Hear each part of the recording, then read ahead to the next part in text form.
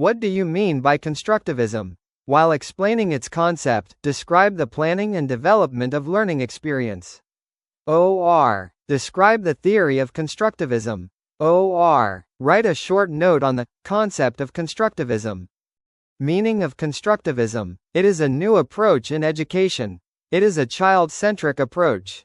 It says that learners construct their own understanding and knowledge of the world through observations, experiences, experiments, real-life problems, etc.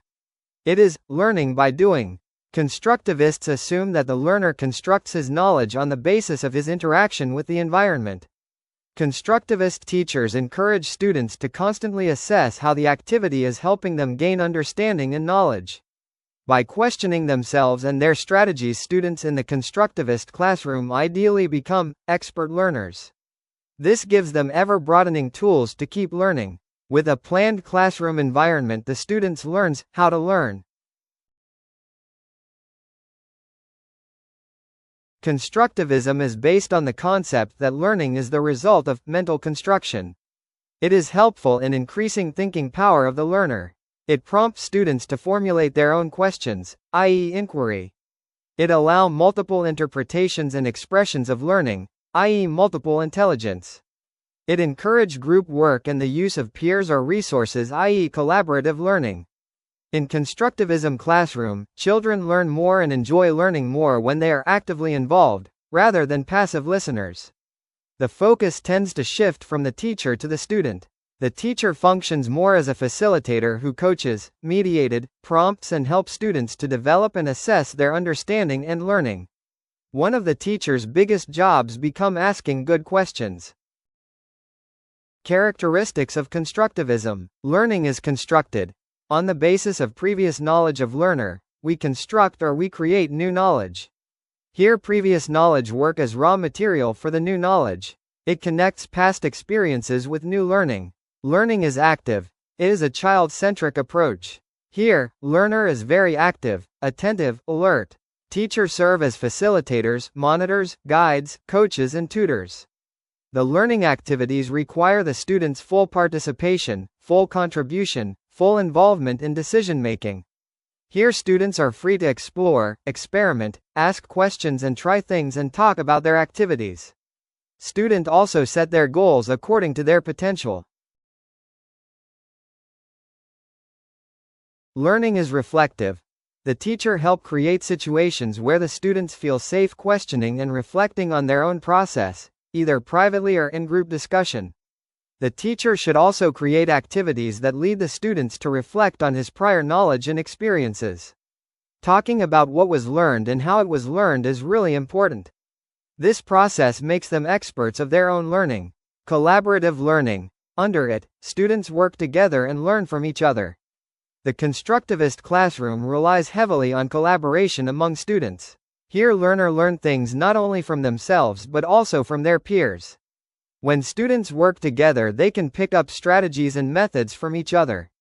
Learning is inquiry-based. Teacher encourage analysis, interpretation, prediction. They use open-minded questions and discussion. The main activity in a constructivist classroom is solving question, investigate a topic and use a variety of resources to find solution and answers. Students explore the topic, they draw conclusions and as exploration continues, they revisit those conclusions. Exploration of questions leads to more questions. Learning is evolving. Students have ideas that they may later see were invalid, incorrect, or insufficient to explain new experiences. These ideas are temporary steps in the integration of knowledge. For instance, a child may believe that all trees lose their leaves in the fall, until he visits an evergreen forest. Constructivist teaching takes into account students' correct conceptions and builds from there. Difference between traditional and constructivist classroom approach. Traditional classroom follow teacher-centric approach. Here, teachers are active and listeners are passive. In constructivist classroom, child-centric approach is followed. Here, learners are active, attentive and alert. Teachers serve as guide, monitor, supporter, promoter. Work. In traditional classroom, students work alone. In constructivist classroom, students work in groups. Assessment. In traditional classroom, assessment is through testing and correct answer. In constructivist classroom, assessment is through observation and consider the activities done by student. Participate. The participation level of teacher is more in traditional classroom. Student follow the instructions of his teacher. The participation level of learner is more in constructivist classroom. The involvement of learner in classroom activity is more. Role. Teacher's role is directive, rooted in authority. Teacher's role is interactive and rooted in negotiation. Learning. Learning is based on rote memorization and repetition. Learning is based on interaction and there is exchange of idea between teacher and student. Emphasis. Emphasis is more on basic skills. Emphasis is on big concept. Resource. Textbooks are the main resource. Deep understanding, critical thinking. Knowledge. Knowledge is seen as insert. Knowledge is seen as dynamic. Constructive learning design. It focuses on the development of situation where more emphasis on thinking about the constructive activities of the learner rather than the demonstrative behavior of the teacher. Most conventional teacher planning models are based on verbal explanation or visual demonstration of a skill by the teacher. The constructive learning design emphasis on the following 6 elements. Situation. What situation are you going to arrange for students to explain? Give this situation a title and describe a process of solving problems, answering question, making decisions, drawing conclusions or setting goals. Teacher develop the situation for students to explain. Select a process for grouping of materials and students. This situation should include what you expect from the students to do and how they do it.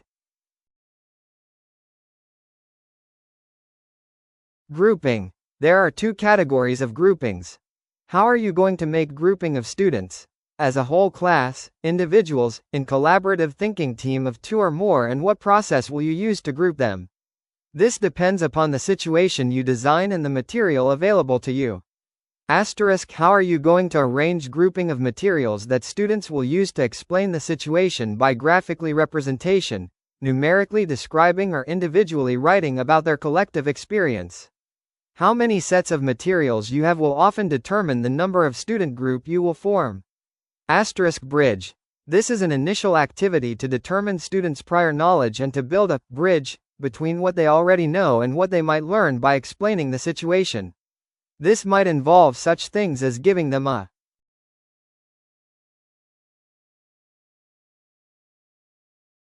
simple problem to solve, having a whole class discussion, playing a game or making lists.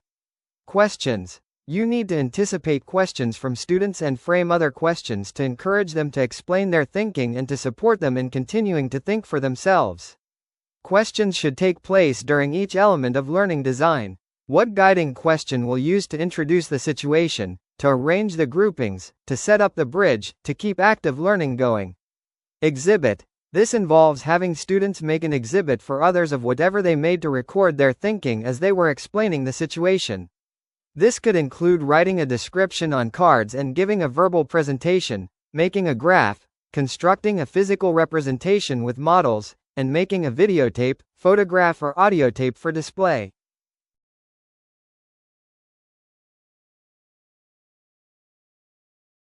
Reflections. These are the students' reflections of what they thought about while explaining the situation and then see the exhibit from others. They would include what students remember from their thought process about feelings in their spirit, images in their imagination and languages in their internal dialogue. What attitudes, skills and concepts will student take out the door? What did students learn today that they won't forget tomorrow?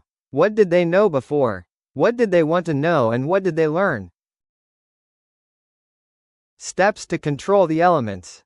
Assessment. Assessment becomes an integral part of every step in this learning design. Teachers design the situations based on their assessment of students' learning approaches, interests and needs.